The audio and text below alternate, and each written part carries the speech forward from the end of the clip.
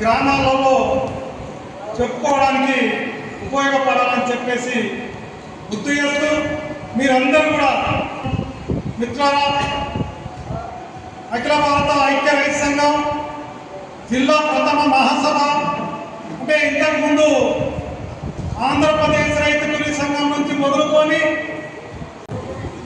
దాదాపు ఈ ప్రాంతంలో 30-35 సంవత్సరాల నుంచి అనేక పోరాటాలు చేసిన చరిత్ర ఈ రైతు సంఘానికి ఉంది. కాబట్టి ఈరోజు బోర్తాడ్ మండల కేంద్రంలో పసుపు పోవడం అయితే ఏంటి, ఎర్రజొన్నల పోరాటం అయితే ఏంటిది. కాబట్టి ఆ పోరాటం రాష్ట్ర వ్యాప్తంగా ఇతర జిల్లాలు కూడా ఇతర రాష్ట్రాలు కూడా మన ప్రాంతానికి చూసే విధానంగా ఆ పోరాటానికి నమ్మకం కలిగించే విధానంగా మన రైతు సంఘం మన నాయకత్వం చేసిందనేది మర్చిపోకూడదు. ఎందుకంటే ఈ మా ప్రాంతంలో కమ్మరిపల్లి కానీ మోటల్లి కానీ ప్రాంతం అనేక గ్రామాలలో భూపంపకలలో అక్కడ ప్రతి విషయంలో ముందుండి రైతు సంఘంగా ముందుండి ముఖ్యమంత్రి పొందుతున్నాం.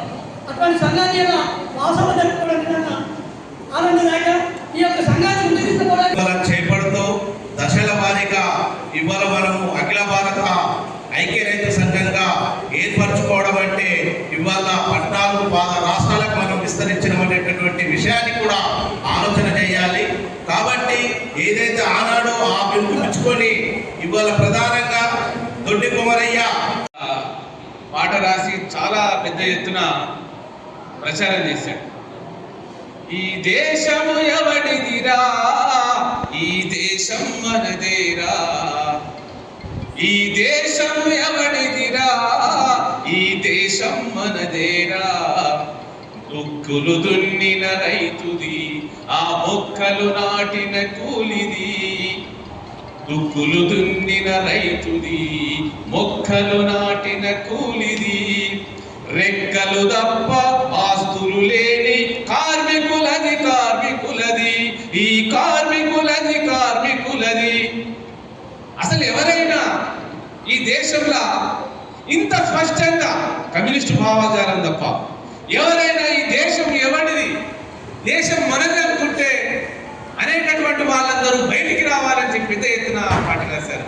కానీ ఇప్పుడున్న పాలకులు ఈ దేశం ఎవరిది అంటే అంబానీది, ఆదానిది, లక్ష్మీ మిట్టల్ది, గోయంగా లాంటి పెద్ద పెద్ద వ్యాపారస్తులదే అన్నట్టుగా ఈరోజు పరిపాలన కొనసాగుతున్నారు.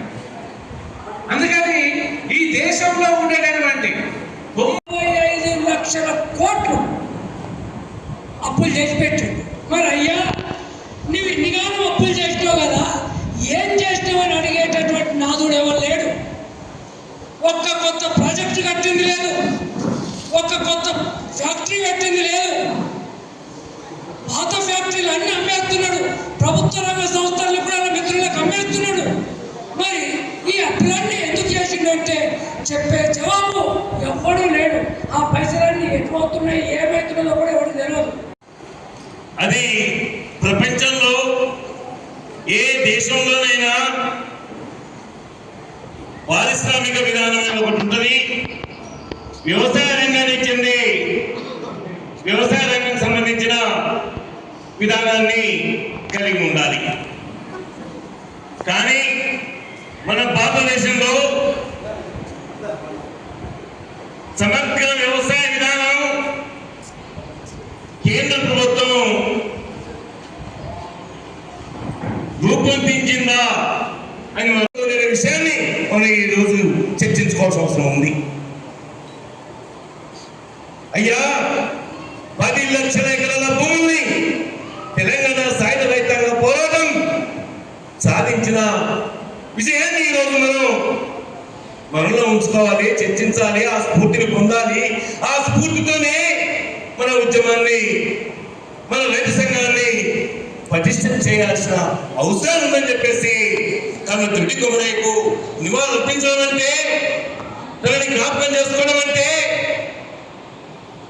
తను ఏ లక్ష్యం కోసం, ఏ ఆశయం కోసం నిన్ను ప్రాణాన్ని త్యాగం చేశాడు అని ఏం కోరుకున్నాడు అంటే, ఈ దేశంలో ఉత్పత్తి సాధనాల భూమి కానీ ఫ్యాక్టరీలు కానీ కొద్దిమంది చేతిలో ఉండడానికి వీల్లేదు. సమాజ పరం చేయాలి. ఆ సమాజ పరం చేయాలంటే నువ్వు నీ నిధుల్లో కూర్చుంటే కాదు, పోరాటం చేయాలి. పరం చేయాలంటే నువ్వు నీ నిధుల్లో కూర్చుంటే కాదు, పోరాటం చేయాలి. పోరాటమే ఒక విజయాన్ని సాధించగలుగుతాము అనే విశ్వాసాన్ని తాను దుడి కోరయ్య పనిచేసే వాళ్ళే రాజ్యాన్ని ఏలాలి అని చెప్పిండు.